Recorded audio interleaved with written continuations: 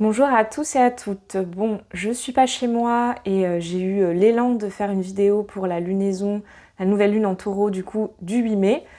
Et j'espère que mon micro va marcher et j'ai explosé l'écran de mon téléphone puisque je n'ai pas mon pied, je n'ai rien. Donc j'ai essayé de le caler sur un pupitre, sur tout un tas de choses et ça n'a pas fonctionné. Et j'ai explosé mon écran. Donc je ne sais pas quel transit passe par là, mais bon. C'est pas grave, maintenant c'est fait, donc c'est que du matériel, donc bon. Voilà, début de vidéo un peu houleux, on va dire ça comme ça. Donc je vous retrouve là, je prends la carte du ciel avec moi pour la nouvelle lune du 8 mai qui est en taureau au degré 18,02 du signe du taureau. Alors une nouvelle lune, pour rappel, c'est toujours quand la lune et le soleil se rencontrent dans le ciel. Donc la nouvelle lune, c'est le moment où on ne voit pas la lune dans le ciel justement. C'est tout noir, c'est pas comme la pleine lune où elle est ronde, elle arbore fièrement ses rondeurs dans le ciel. Là vraiment, la nouvelle lune, c'est encore comme une graine qui est semée mais qui est encore à un stade un peu invisible justement, à l'image de cette lunaison que l'on ne voit pas dans le ciel, puisque donc il y a la lune qui est un principe plutôt féminin, maternant, etc. et le soleil qui est plutôt un principe masculin, yang, qui se rencontrent et qui sont en conjonction. Donc en conjonction, c'est ils fusionnent, ils peuvent pas fonctionner l'un sans l'autre et ils sont vraiment collés, ils fonctionnent comme un pack ensemble.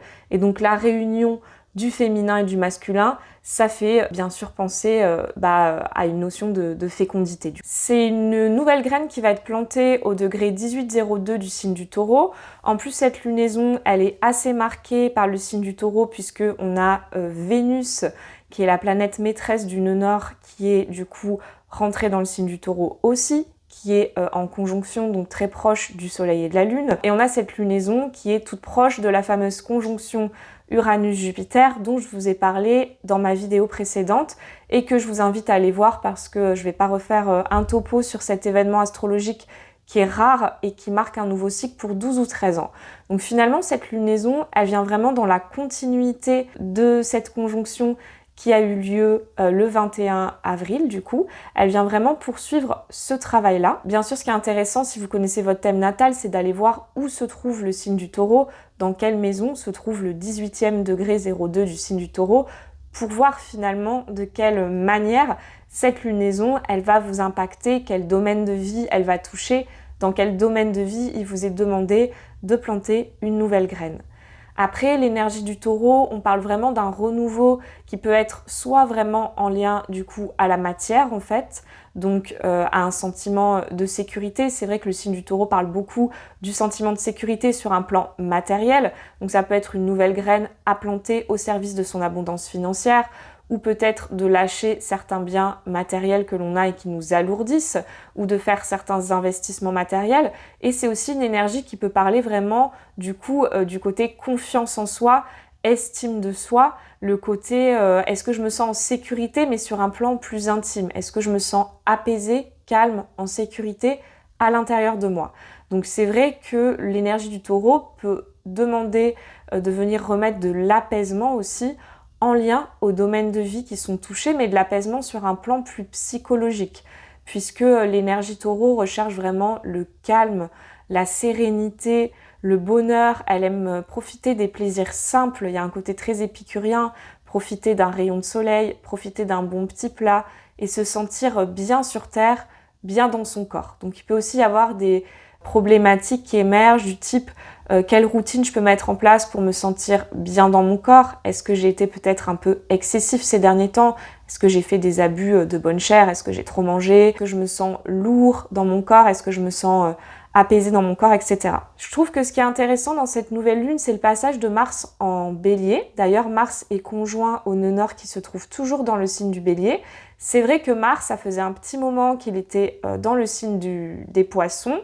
Et du coup, le Mars Poisson, c'est pas le Mars le plus tonique du zodiaque. Je trouve que l'énergie de Mars, qui est une énergie conquérante, une énergie de là où on doit poser nos actions, eh bien, elle était vraiment tournée vers l'intérieur de nous. Elle était vraiment tournée au service, je trouve, de notre guérison, de notre repos, comme si on devait d'abord clôturer des chapitres ou revoir notre rapport à l'action, à l'affirmation de nous, avant de pouvoir avancer.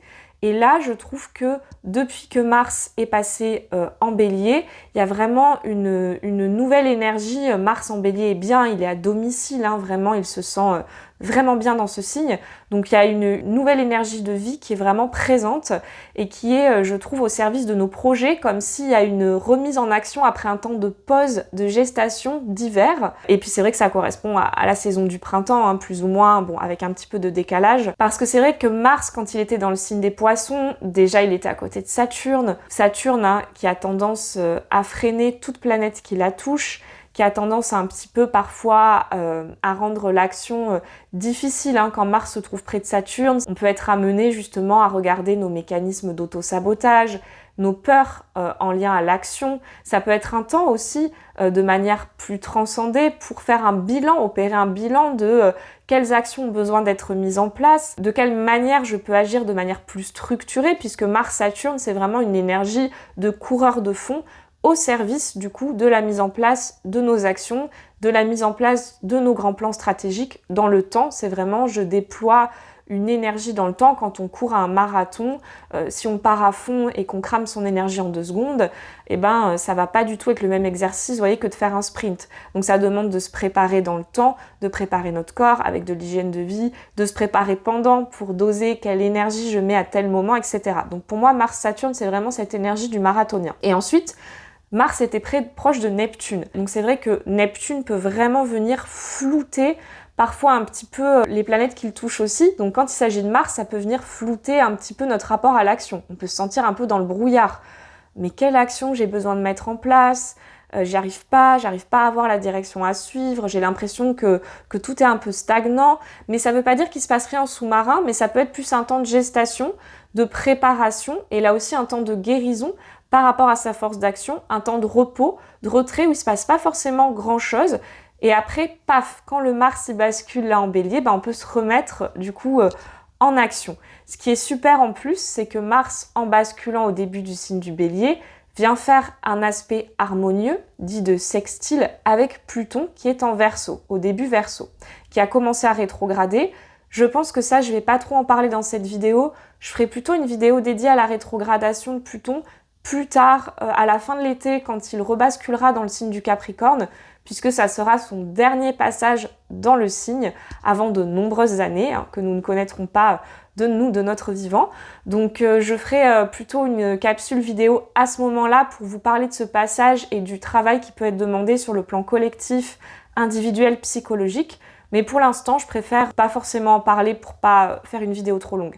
Donc du coup, par contre, le fait que Mars soit en sextile à Pluton, ça c'est super. Parce que vraiment, pour le coup, déjà, Mars, il est au nœud nord. Donc Mars, il vient se teinter de l'énergie du nœud nord. Donc on nous dit que pour progresser vers nos buts de vie, pour atteindre notre mission, ce qu'on a besoin de faire en ce moment, il y a besoin de se mettre en action. Il y a besoin de s'affirmer, il y a besoin de prendre sa place. Le Mars Bélier, c'est vraiment cette tonalité-là. De réactiver peut-être une certaine forme d'audace, de courage, d'oser s'élancer vers ce qui nous fait vibrer, ce qui nous tient à cœur, vers nos grands buts, etc., d'oser prendre des risques. Et le fait qu'il soit couplé à l'énergie de Pluton, je trouve que Pluton intensifie tout ce qu'il touche, et Mars-Pluton, là aussi, on est sur une énergie très stratège, très déterminée. Pluton, je vous rappelle que c'est la planète du Scorpion, donc quand elle vient toucher une autre planète, elle lui donne vraiment toute la détermination du signe. Tout son côté, voilà, j'ai tel objectif, ne lâche pas cet objectif de ma ligne de mire, je fais tout, je mets tout en œuvre, je suis très stratège. Là aussi, je mets en place une énergie un peu de coureur de fond au service de mes objectifs et ça peut redonner un regain de vitalité, une énergie combative qui peut être mise aussi au service de ses projets, au service de sa guérison, etc. Donc ce sextile, je trouve qu'il est très soutenant.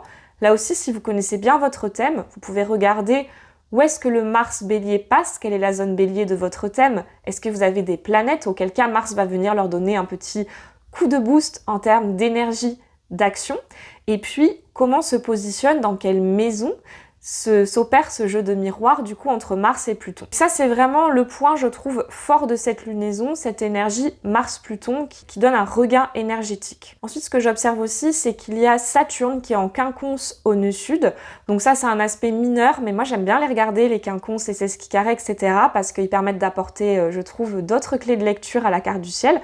Donc cet aspect, il peut venir justement nous parler qu'il y a encore un travail de guérison qui est à opérer pour lâcher peut-être certains boulets du passé, Saturne, hein, certaines choses qui nous alourdissent, certains problèmes peut-être familiaux, certaines choses que l'on se trimballe de sa généalogie.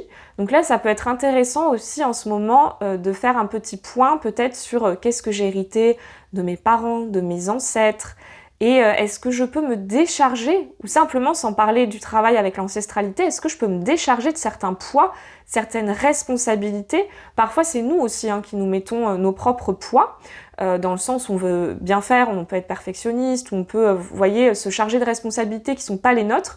Donc j'ai vraiment l'impression que ce Saturne là en Poisson, il nous invite à dire ok, qu'est-ce qui n'est plus au service de ta guérison? Quelle charge, quel poids est-ce que tu peux déposer aujourd'hui?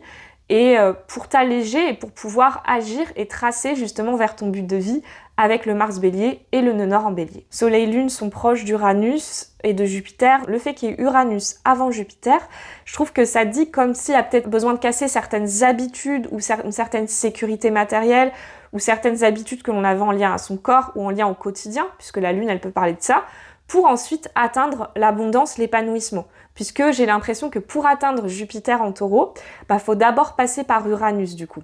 Il y a d'abord cette notion peut-être de casser, revoir, faire bouger certaines structures, ça peut être des structures psychiques, comment on se parle, comment on se traite, qu'est-ce qui m'empêche d'accéder justement à l'abondance de ce Jupiter Taureau, quels sont les mécanismes peut-être de sabotage dans l'action que j'ai mis en place avec ce Mars qui était en Poisson et qui m'empêche d'accéder à mes grands buts de vie et d'avoir vraiment un épanouissement très épicurien avec ce Jupiter Taureau. D'ailleurs, Jupiter va passer le 25 mai de mémoire en Gémeaux. Et je vous ferai une capsule vidéo là-dessus parce que c'est un transit qui est assez important. Voilà, j'ai fait une vidéo très courte avec vraiment qu'est-ce qui me vient là sur cette lunaison. Je vous souhaite une bonne lunaison à tous. Pour moi, c'est vraiment la continuité du coup pour ancrer vraiment les compréhensions qu'on a eues lors de la conjonction d'Uranus et de Jupiter en Taureau. Et vraiment de peut-être faire des premiers changements. Peut-être que ça donne une première forme, le fait qu'il y ait Soleil-Lune comme ça qui arrive dans le signe du Taureau. C'est vrai qu'en astrologie, on dit qu'on a le bélier, c'est vraiment l'élan de vie, c'est ce premier élan vital et qu'il faut attendre le taureau, qui est cette première énergie de terre, pour que notre graine, nos projets s'enracinent dans la terre, que ça devienne vraiment concret, qu'on puisse vraiment le toucher ou le ressentir dans sa chair.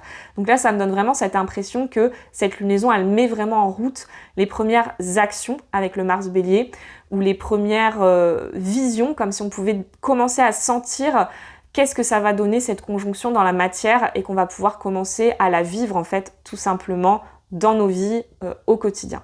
Voilà, je vous souhaite une très bonne lunaison et je vous dis à bientôt probablement pour cette vidéo sur le Jupiter Gémeaux.